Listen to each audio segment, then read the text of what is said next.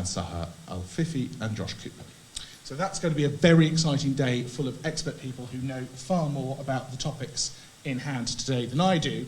But I am delighted to be able to lend the support of the Foreign Policy Centre to the work being done by Salam, Alkus, Diwan, Muatin, and the day being organised by, with the tenacious assistance of my long-term friend and colleague Drury Dyke, and obviously the support of the Richardson Institute, who are long-term colleagues of the FPC.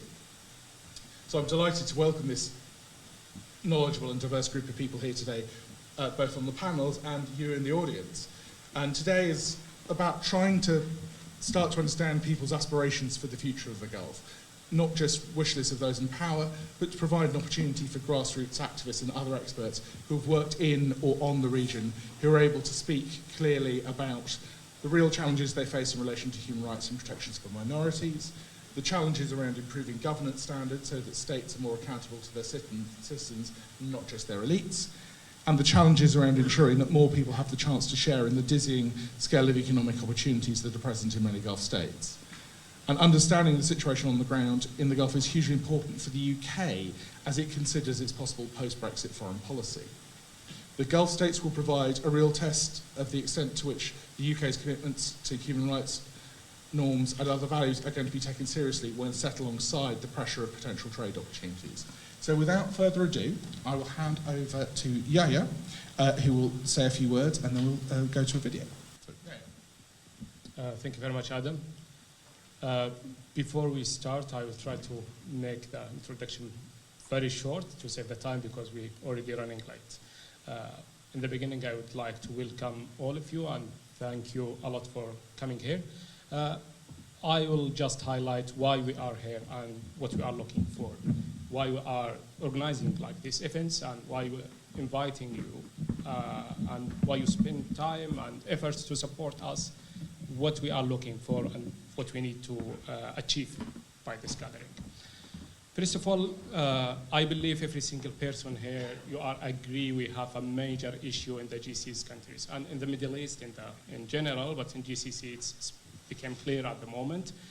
And the issue at the moment, we believe as human rights organizations or people working on the ground or experts working in this area, they believe the main issue is from the repression. And it's not about the people there. People there, they are really keen to have democracy and human rights and freedom of speech. They will love to enjoy the life like people they enjoy it here in Europe or in UK after Brexit. So people there, they are not like what the regimes told you. They are conservative and they don't want democracy and they are against the human rights. And they always try to, the regimes there, they always trying to use the culture and religion to justify their violations.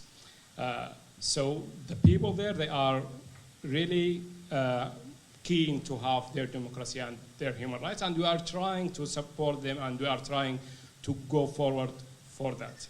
But not everyone in the world keen to have the democracy and human rights values in our region as much as we can to have this. However, those people, especially decision makers around the world, who are the allies for Saudi regime and who are the protector for the Saudi regime and for GCC's regimes in general. Sorry, I keep saying Saudi regime. We are talking about GCC in general. So the protector for those regimes there in the region, they are the Western allies because they want several things. They want the stability and they want oil, and there is lots of money in this region. And maybe some of them, they are supportive for democracy and human rights, but some of them, they never think about it and they just think about their interest. And their interest is with the money and oil and the stability in the region. However, the stability in the region at the moment, it's in high risk. And I'm sure all of you have been noticed what's going on in the region. There's lots of wars and there is lots of crisis. And from day to day, it's going from wars to wars. And people, they are committing crimes and violations in the region. They keep going, they keep descending with these things. And they keep putting all the area in the high risk. After the Arab Spring, when people, they were very passionate about the human rights and they demand their rights, and we have seen people and they are protesting, having the same slogan, asking for freedom, asking for justice, asking for equality. And these basic rights, they should have it without going to the street to protest for it. But they went to the streets and they have been killed. And in our region, in GCC, when people went to the street in Bahrain, for example, they have been targeted by GCC's forces. And people, they have been killed in the streets just because they asked for their rights. And GCC's countries, they destroyed the democracy in Yemen. The revolution in Yemen, they destroyed it. And they keep interference in every country they demand for the human rights and such things. So by putting pressure on these regimes and these countries and those leaders from outside the country, this is something really important for us, because changing from inside is something so difficult. We have prisons which is full of human rights defenders, reformers. Most of them, they are behind the bars in our region at the moment. So, and we don't have any independent institutions. We don't have civil society institutions. We don't have any free media. So when we missed all of these elements, which is basic elements to try to challenge the violations and the repression, that means from inside is so difficult. And those regimes, they are not taking the legitimacy from inside. They take it from outside by their Western allies. We need to pressure those Western allies who give the pressure for these regimes by using the media, NGOs outside. As example, after the murder for Jamal Khashoggi, lots of officials in the world, they do want to see Mohammed bin Salman, not because they are angry from the crime, but because they know they will pay the price if they normalize the situation with him. David Cameron in the past, he said when they asked him why you support Saudi Arabia to be part in the Human Rights Council in Geneva, and he answered, he said, because Saudi Arabia, they protected us from the terror, and they supported supporting UK in fighting terrorism. Where is terrorism now? Where is the terror now? Saudi Arabia, at the moment, they are inviting people to come to Saudi Arabia, and they are telling people Saudi Arabia is safe. And I believe it's safe. But in the past, they keep telling people it's not safe. So they are using lots of elements, terror, religion, culture, everything, to gain the support from the Western allies.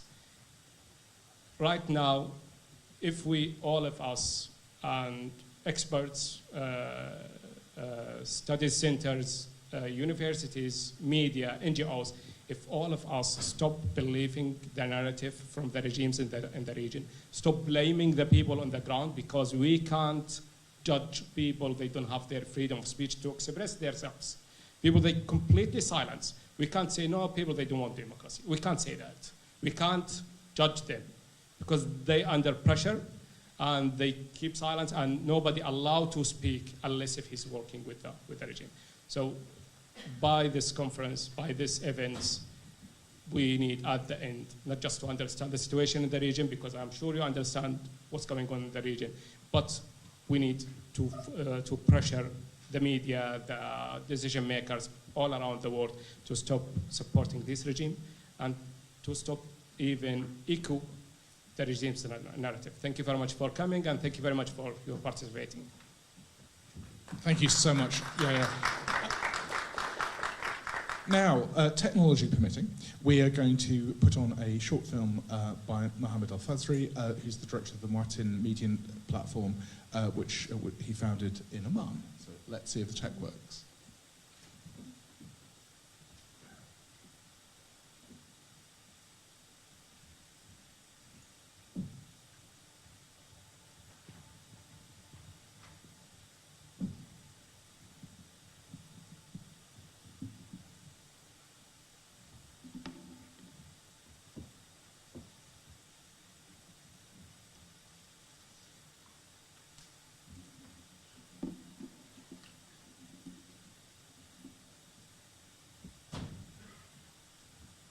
Why are we organizing this conference? Firstly, to draw attention to the most important issues in the Gulf for local and international communities. Secondly, to highlight the forces of change in the region which are helping to provide alternatives to the status quo. Thirdly, to stress the interdependence of external and internal forces of change and reform in the Gulf.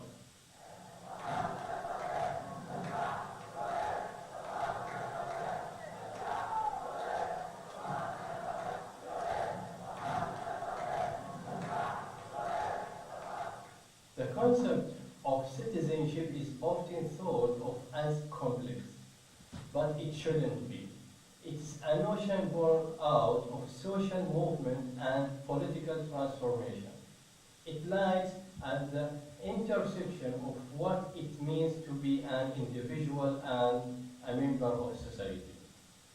Citizenship is about you recognizing my rights and responsibilities, and me recognizing your rights and responsibilities, and the recognition of our individual and collective rights before those in the authority.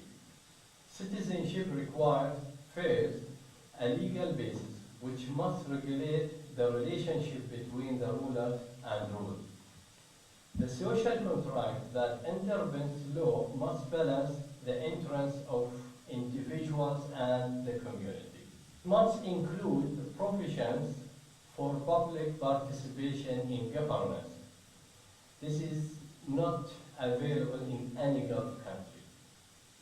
Gulf states are family-run, autocratic, and authoritarian regimes in which nationals have few individual or collective rights.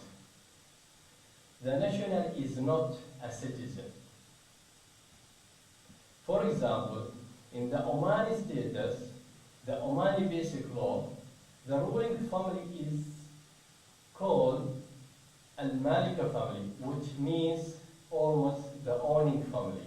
Second, a socio-economic basis, which is aimed at satisfying the basic material needs of the community and introducing measures to help ensure equal opportunity. This is not the case in the Gulf states as well, where social justice doesn't exist in any sense. One only needs to look at Saudi Arabia, the world's largest oil exporter. Oil resources in the country are owned by the royal family, who lives lavishly, while it's estimated that as high as 25% of persons in the country live below the poverty line. This is a running theme in the Gulf states, where wealth, privilege, and opportunity are denied to the masses and reserved for few. Third, a moral basis, which supports respect and, in the least, tolerance of opinion and dissent. It is this pillar which supports all others. This includes the notion that all persons are equal before the law, without any discrimination based on sex, religion, ethnicity, or political affiliation.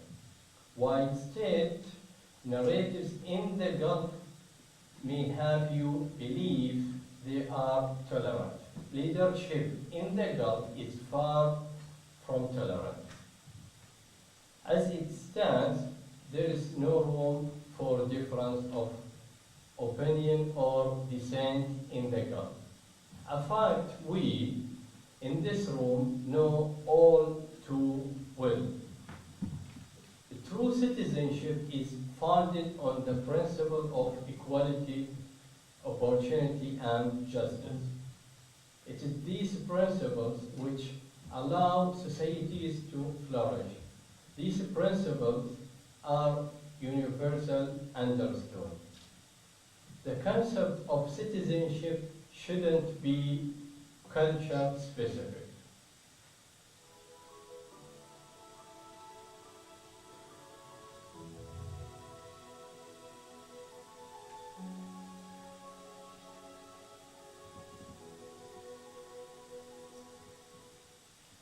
What are the most significant obstacles against citizenship in the Gulf? In my view, the presence of oil in these countries is the most obvious obstacle to reform for several reasons. First, externally, the major world powers have common interests with the ruling families of the region. It is in their interest that the status quo continues. Domestically, the political economic system is based on the top-down distribution of oil revenues. The ruling families control state largesse, and with that largesse have built large security forces. And for a long time, the ruling families have been able to exclude nationals from participating in the governance. This modern history, which stems from control of oil wealth, has reduced the deterred the average person from being interested in the public affairs.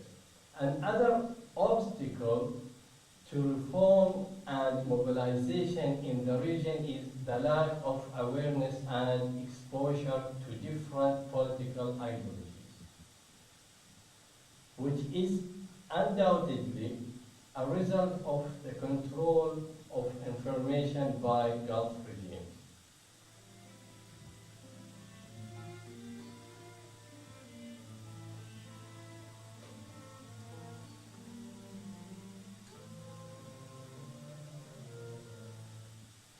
What is aspired future?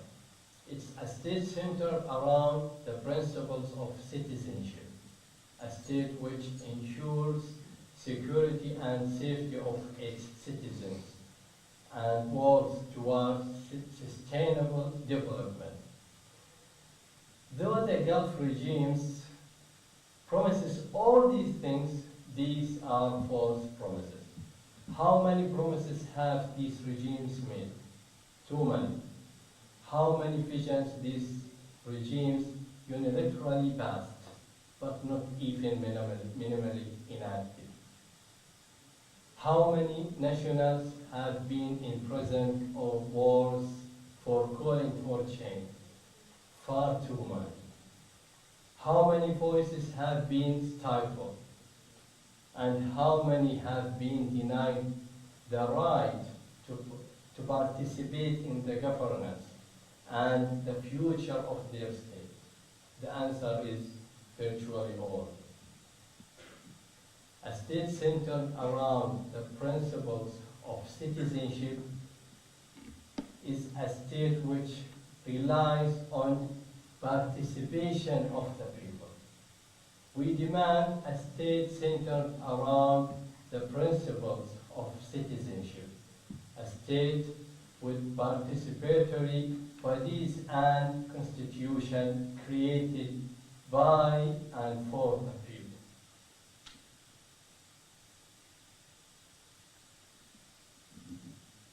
Thank you very much, Mohammed. I'm delighted to introduce James and Juliet to our panel.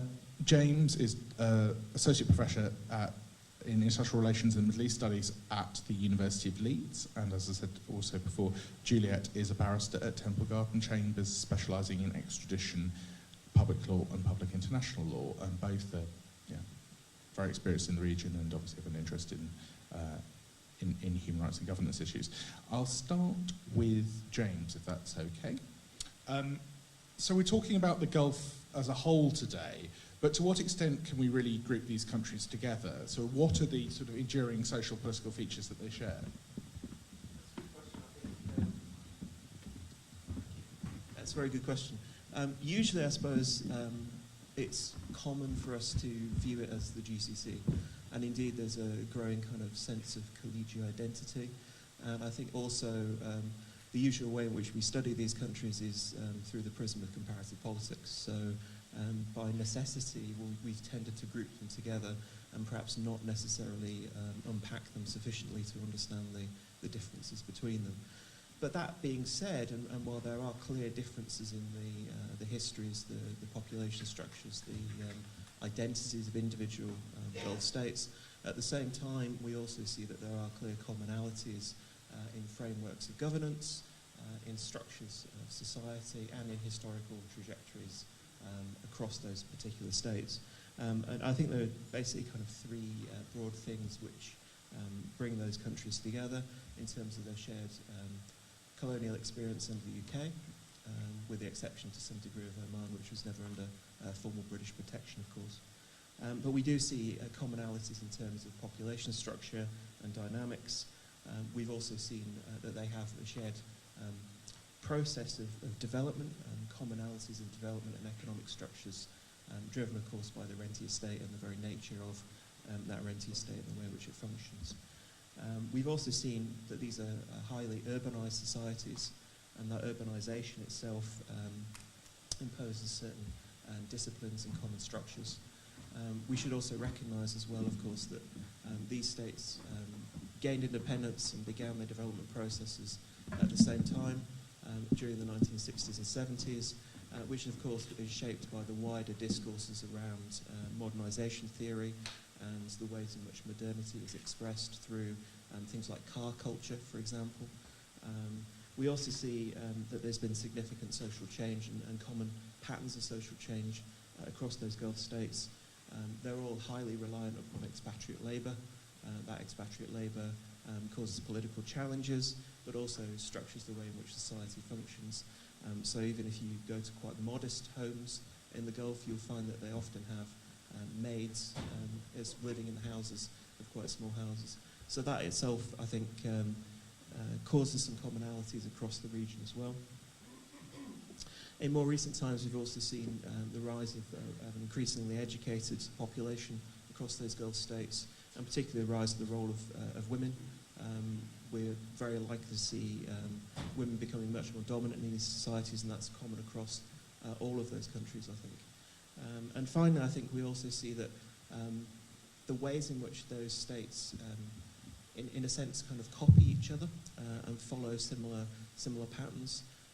The ways in which they market themselves to the wider world, the ways in which they engage in diplomatic practices, but also the ways in which they've all managed to some degree or another to embrace globalization while keeping out or trying to manage some of the more negative effects of globalization. And this process of kind of techno-modernism, as I call it, this kind of culture of you can solve pretty much any problem through the application of technology and lavish spending rather than necessarily going to the roots of the political causes of that particular problem. Okay, no, that's a really useful overview of what brings the region together. So naturally, I will now segue on to the things that sort of drive them apart. So many of us here are familiar between the rift between Qatar on one hand and Saudi Arabia, the UAE, and Bahrain on the other. So can you try and unpack a little bit about where the dispute is currently, and also talk about what the roles of Kuwait or Oman are, and is there any significance to the new Kuwaiti head of the GCC, and basically where do you see this rift going, and so what role do you think us as outsiders can play in influencing those developments? Yeah, important question, and there's been some interesting developments over the past week or so. The UAE, Bahrain and Saudi have all agreed to actually take part in the Gulf Cup in Qatar, which is clearly some kind of a signal of a thawing in the extremely tense relationship we've seen since the summer of 2017. I think to some degree you can classify some of these disputes as related to kind of traditional family tensions, but also competing foreign policies and some states not necessarily liking Qatar's entrepreneurialism, particularly during the Arab Spring. I think what we've also seen is that President Trump has stirred things up. He clearly, in a sense, gave this, at least the impression of a green light for action against Qatar and has rode back quite considerably upon it. I think you see Qatari-US relations having strengthened very considerably in the past year or so due to some quite clever positioning by the Al Thani family themselves. I think the Al Thani family have been able to not necessarily rise to the bait of the blockade. They've been able to leverage it quite well in terms of propaganda. They themselves have not placed any counter restrictions upon any of the blockading states, which gives them the upper hand. They've managed to find ways around the actual main implication of the blockade, with the exception of course, family reunions and those kinds of things. They'll be able to leverage that human rights discourse quite well, including the case at the International Court of Justice as well.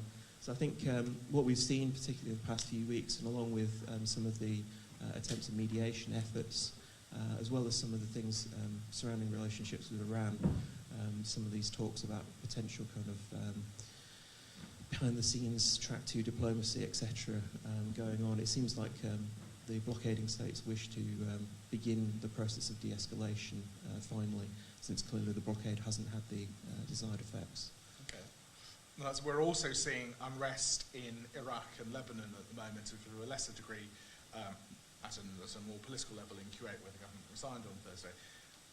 What do you see as the sort of chief sources of social and political tension in Gulf states, and how are they expressed by people, and what could be done differently?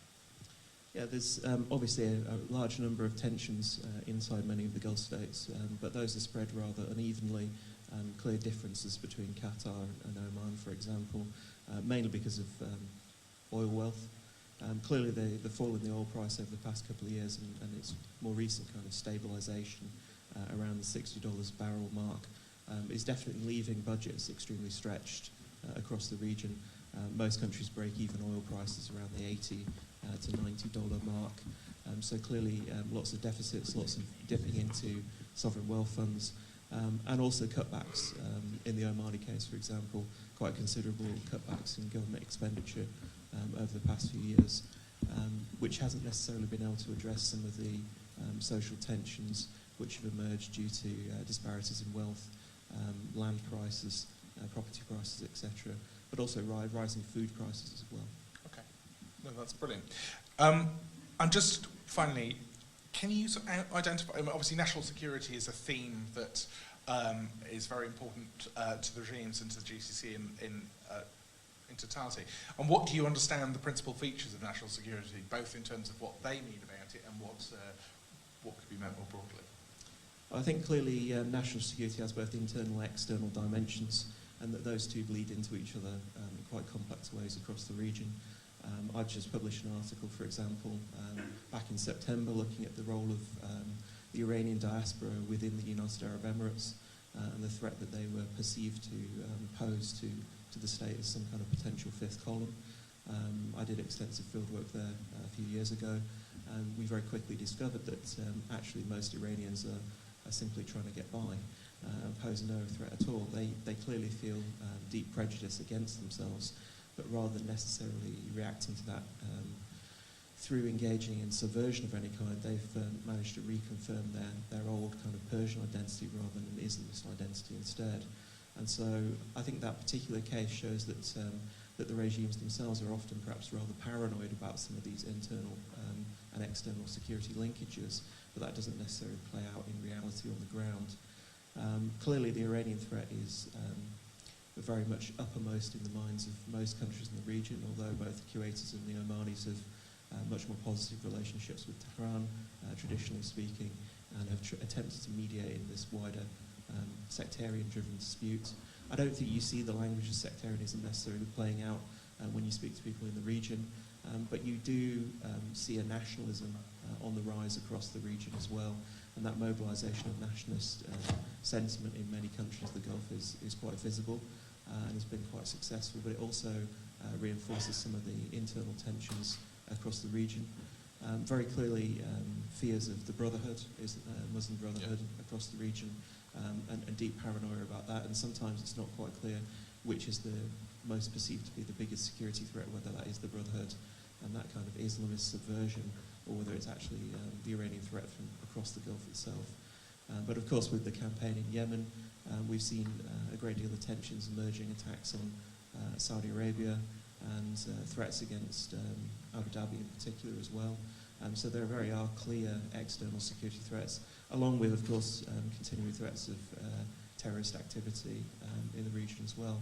So it's a multiplicity of threats, combined with, I think, to some degree, a lack of the kind of structures that the Gulf has got used to, with Trump not necessarily supporting the region in the way in which he used to. President Macron clearly attempting to fill that vacuum at the moment as well, and the UK also restaking its traditional claims to interest in the Gulf with its reopening of its naval base in Bahrain and stationing of permanent flotilla there.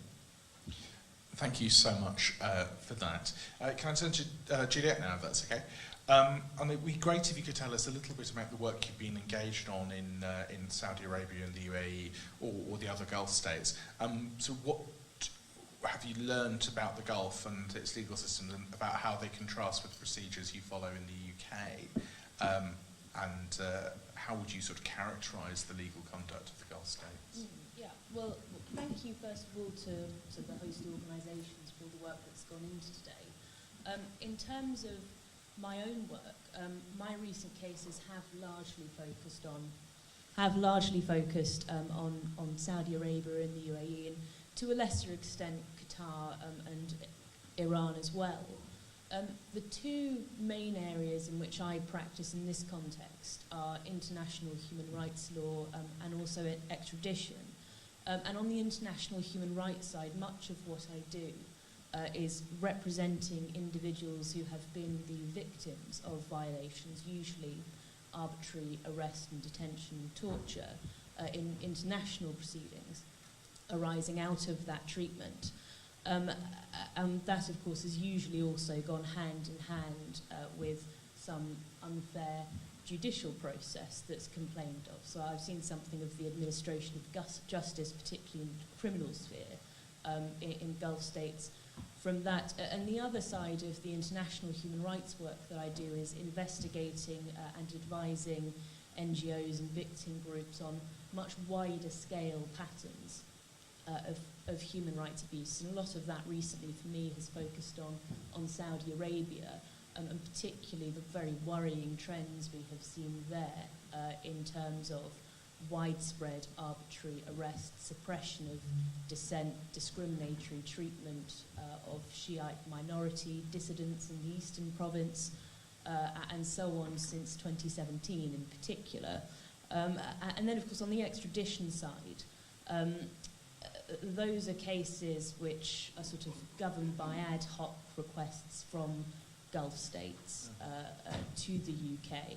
They're not governed by established long-standing treaty as such as our extradition relationship with other allies is, and the focus of those cases is somewhat more negative in a way for me, because that is really the aim there is to stop the client's extradition to circumstances where they may face ill treatment, where they may face unfair judicial processes. And so in those cases it's really a question of investigating everything that has gone wrong in the relevant states. One I was working on recently was the UAE, in order to put evidence of all of that before the UK court in order to halt that extradition.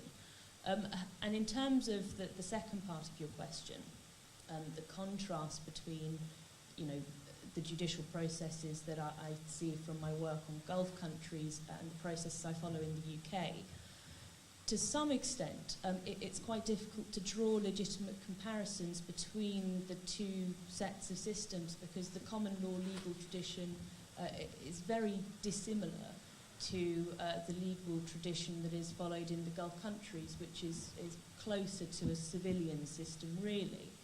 But I think the one area where you certainly can draw legitimate comparisons is in the area of due process, because that is a universal quantity, really. And there are two big distinctions, but which are of particular concern to me. The first is judicial independence. And the picture in terms of judicial independence is by no means uniform across the Gulf. And so in Saudi Arabia, for example, I think it's fair to say that there is no real sense at the moment in which the judicial authorities of KSA are meaningfully independent of the executive, and in particular the Ministry of Interior. And one of the contexts in which we see this most sharply is in the context of the specialised criminal court, which is very much under the cosh of the Ministry of Interior, in administering Saudi's anti-terrorism laws, so-called. And in the UAE, for example, where I've also had a good deal of experience in judicial independence issues and the administration of justice, there have been some steps in recent years towards attempting to secure greater judicial independence. So in 2016, for example, a new law was brought in introducing judicial immunity, and responsibility for discipline and oversight was passed to the National Judicial Council. But there are still real problems that remain in terms of the de facto influence of the executive over the judiciary and over the National Judicial Council, which is notionally supposed to be independent. And the other area which I'd pick up on is closely related, actually, and that relates to the independence of lawyers and the ability of lawyers to function and carry out their job. To my mind, there is not yet any ingrained culture of respect for the right to legal assistance, and in particular, the right to privilege of lawyer-client communications. And in the common law system, the principle of lawyer-client confidentiality is absolutely sacrosanct. And the reason for that is not only that it presents a fundamental protection against human rights abuses, it's also because it facilitates openness with one's lawyer and therefore better legal advice, and therefore materially assists the court and the judicial authorities in getting at the right answer, which of course promotes legal certainty, that has knock-on effects for economic stability, and so on and so forth. And so there are real tangible benefits, I think, for Gulf countries in recognising the importance of lawyer-client communication, but particularly in the sphere of criminal justice. It's certainly not something that I routinely see. Well, thank you, and I think you've partially started on answering my next question in terms of obviously we're all aware of some of the more high-profile and shocking cases that have come out of the Gulf, from the Khashoggi case in the Saudi consulate in Istanbul, pre-trial detention of women's rights activists and arbitrary arrest of activists in the UAE, the case in Nabil Rajab in Bahrain, obviously Rafi Badawi and others in Saudi Arabia. I'm sure everyone in this room has their own list that they could talk to. And every jurisdiction, of course, does have its miscarriages of justice, including here in the UK. But can you talk about how, why, and to what extent such cases in the Gulf may be quantitatively different, or qualitatively? Qualitatively, yeah. I mean, well, the UK is by no means perfect. Absolutely not. No, certainly not. No country is. But I have to say, I do think there is a qualitative difference here, and it really is best illustrated by the wide-scale nature of some of the abuses that we see in GCC countries, but also the patterns of abuse and what we see some of those abuses being motivated by. You know, so for example, in the UK, it is fair to say that there is an ingrained culture of respect for individual human rights and international human rights norms. We don't always get it right, but there is a sense of respect there. There are the structures in place to facilitate compliance and to facilitate accountability and redress when things go wrong. Where things go wrong, it tends to be the result of slips, mistakes. It is supposedly the exception rather than the norm. And what we see in certain Gulf countries, and I do have in mind here particularly Saudi Arabia over the last couple of years, are patterns of wide-scale, as I say, systemic abuses which are specifically directed towards suppressing dissent, undermining the position of human rights defenders, and that is qualitatively different. But the other qualitative difference, I think is, as I say, this difference between the structures that are in place in order to try and facilitate compliance with international human rights norms. And one example that comes to mind relates to the treatment of prisoners and the provision of medical treatment. So in the UK, for example, although it does sometimes happen that provision of medical care to inmates is negligent, inadequate, late, whatever, we have a system of things called prison service instructions, or PSIs, which go into granular detail about what is expected of prisons in caring for detainees. So when you arrive at prison here, you have a medical visit on day 1. On day 2, a particular number of hours later, there is a second medical to pick up anything that's missed. There are instructions which govern in minute detail the mode and frequency of communication between a prisoner's GP and between the prison services in order to facilitate the provision of correct medication and up-to-date prescriptions, that sort of thing. And also instructions which govern ad hoc access to medical care. And in GCC states, those frameworks really don't exist. And so we see sometimes, on the one hand, access to medical treatment being used as a tool of oppression. And I'm thinking, for example, here of the appalling case of Ali Abdel Noor in the UAE, who was denied life-saving or at least life-extending treatment for breast cancer and left to die in the most appalling circumstances. And more recently, albeit not quite the focus of today, the case of President Morsi in Egypt. And on the other hand, we also see that even where the intention in individual cases is to facilitate access to medical care, because there aren't these structures in place, it's often chaotic, negligent, too late, and so on and so forth. Very, very quickly, can I just ask you a little bit about what sort of scope is there for using legal tools here in the UK? Obviously, you talked a bit about extradition tools, but also global Magnitsky legislation in the UK context of the Criminal Finances Act and the Sanctions anti-money laundering provisions. But basically, what can be done in the UK and other Western legal jurisdictions to help address violations in the Gulf? Yeah, well, I mean, as I say, extradition is really, it's much more reactive. Oh, no, absolutely. But I mean, that's a defensive mechanism, but more sort of proactive. Global Magnitsky is a really, really interesting field at the moment. And as you say, you mentioned the Sanctions and Money Laundering Act in the UK.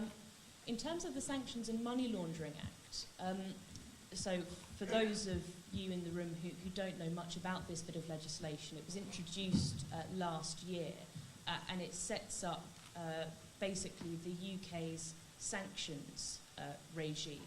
What it says is that we have to implement any UN-mandated sanctions, but it also sets up our own sanctions regime, our own ability to impose ad hoc discretionary sanctions on individuals who are suspected of corruption abroad, engaging in gross human rights violations abroad, and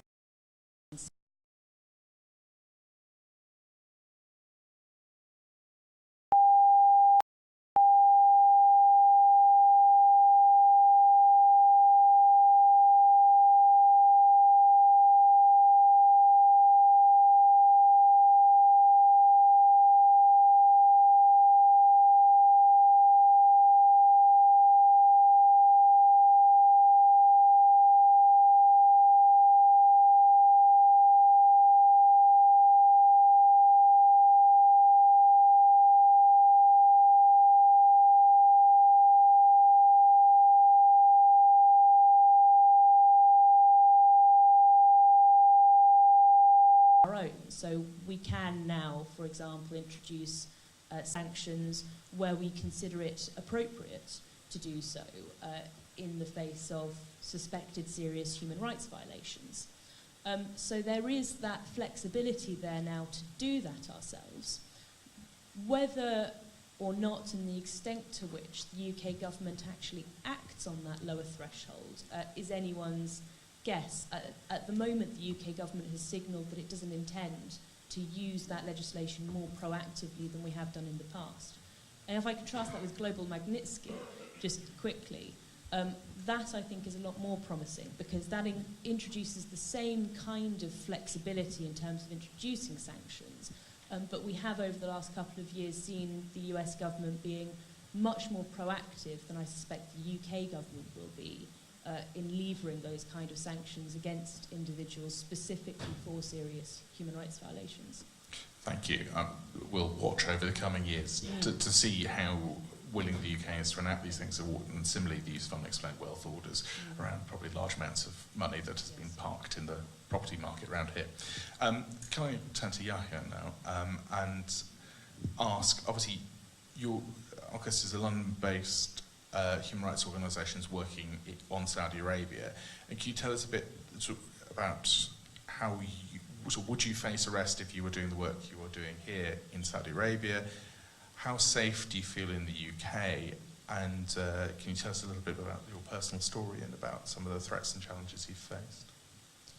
Okay, in Saudi Arabia, we have two institutions for human rights. One, they say it is belong to the government. The other one, they say it is independent organization. Both of them, they are belong to the government. In 2009, ACPRA, the Association for Human Rights, for Political and Human Rights, they sent a letter to the King Abdullah. They asked him to establish their organization. At the moment, every single person from ACPRA, they are in prison. And total years in prison for the ACPRA members exceeded 200 years in prison. My colleagues, my friend Walid Abul Khair, we worked together in Saudi Monitor for the Human Rights, and he sent as well in 2007 a letter to King Abdullah to establish and to announce his organization. He's the founder. And the letter transferred from the royal court to the interior minister, and they arrested Walid Abul Khair. He's sentenced at the moment for 15 years in prison. And one of his crimes that he tried to abuse the reputation for the government in the name of the human rights. So doing this work from inside the country, this is big crime. And at the moment, there's lots of people behind the bars just because they communicated with ALQIS and they transferred some information to ALQIS and they did some work for ALQIS, or they just tell their own story for ALQIS. So it is crime regarding to the anti-terror law in Saudi Arabia. It's a crime to try to pressure the Saudi regime to change any of the laws. Yeah, that's a fairly clear answer to that challenge. Obviously, over the last year, there's been a lot of focus on the Khashoggi case. But what are some of the other cases that you've worked on? And obviously, you've very clearly answered the question about whether there are Saudi human rights defenders, so of the official human rights defenders. But are there any other small groups that are able to make a difference on the ground in Saudi Arabia? And what does the cases that you're working on tell us about the rule of law in Saudi? Okay, regarding to if there is anyone still working on the ground, all the human rights defenders, they announce their name, they are behind the bars now. Nobody still available at the moment. In the past, the Saudi regime, they tried to silence everyone. At the moment, they are not just trying to silence people, but they even try to take revenge from people, and they are trying to punish people, not just to silence them. Lots of people, they have been silenced for a long time, and they have been arrested, and they have been tortured. And the other question, what cases we are working in, I believe there is a case it's worse than what's happened to Jamal Khashoggi, but what's happened to Jamal Khashoggi, it was under I can say under the watch from the Turkish government, and they published things about it. But the torture happened inside the Saudi prisons, and sexual harassment, it's really something really worse than kill someone. To keep him alive, and completely destroy his life. At the moment, if I give you an example for Lujain Al-Hidlul, she's in prison just because she communicated with human rights organizations. And one of her crimes, she submitted a proposal for us to advise us to try to help people. They have been in prison, and after they left the prisons, they have psychological issue. And she told us about this psychological issue from people that she have seen in prisons. So she suggested to us to help those people, and this is one of her biggest crime at the moment. If I talk about Lujain, they not just destroyed the life for Lujain, they destroyed the life for her entire family. The family inside the country, her parents, they are not allowed to travel. They are in very difficult situation inside the country. Her brothers and sisters outside the country, you can notice that they spent all the time to try to get Lujain out of the prison. So they destroyed the life for entire families inside the country. But in the past, before the murder for Jamal Khashoggi, they were very good to hide and cover up their crimes. But after the murder for Jamal Khashoggi, everything has become clear now. And I believe what's happened, the situation after the murder for Jamal Khashoggi must be different than the situation before. Okay. Can I just draw you, and obviously we've touched on this already, but can I draw you to the sort of publicity around the reform process being carried out by MBS? Are there any areas where it's had a positive effect on advancing human rights in Saudi? And if yes, what are those areas? And obviously you've talked about some of the areas where things are going in the other direction. But be interested in your take on the gap between the rhetoric and reality. Yeah. I remember there is an article written by the Minister for Foreign Affairs in Norway. She said MBS in the media is completely different than MBS on the ground. He's saying something, and he's really success with the PR, especially before the murder for Jamal Khashoggi. And he presented himself as the reformer and as the person who will support the women's rights. And we have seen here in London, unfortunately, we have seen lots of signs here when they welcomed him in London. And we have seen his pictures saying, this is the person who is going to bring the reform in Saudi Arabia. What's the source for that? It's just because he's saying that. But nobody asks what's going on the ground. The reform, the only thing that we can say it is something happened, they allow women to drive the car. And I think this is something is really basic. And we shouldn't ban the women from driving the car to allow her to drive, then to celebrate that. There's something not to celebrate it. When they allow women to drive, they should shame because they banned it already, and they allow women to drive and silently, not try to celebrate that. And later on, when they allow women to drive the car, they arrested all the women's rights activists and they tortured them, and they faced sexual harassment and lots of things and lots of violations inside prisons. So it looks like, okay, you forced us to allow women to drive, and we will take the revenge from you because you forced us to do that. If Mohammed bin Salman believed this is rights for the women, why he punished people they demand for this rights? And another reform, it's most of it in the media, but on the ground, all the reformers, they are behind the bars.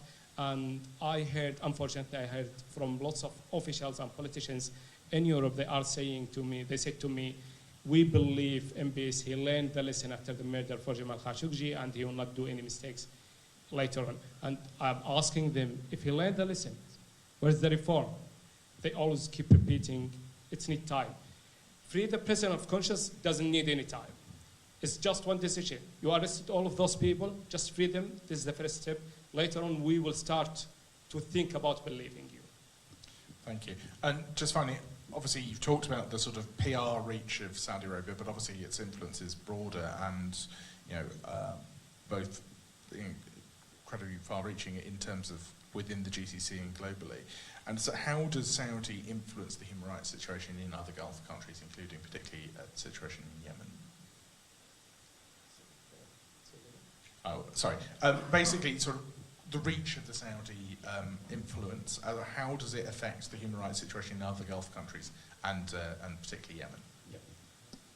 In Yemen, they hoped to have democracy and they have revolution in the ground, and we have seen their demands. It's all the values for the human rights.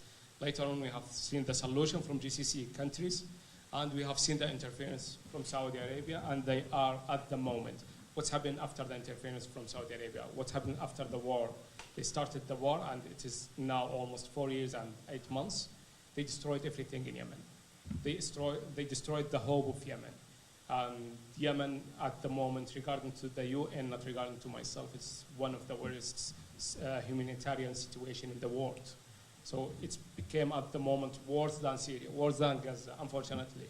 And this is from the hand from Saudi Arabia. And when they started that, they started the war, Mohammed bin Salman, he said to the world, they want to stop Iran in Yemen.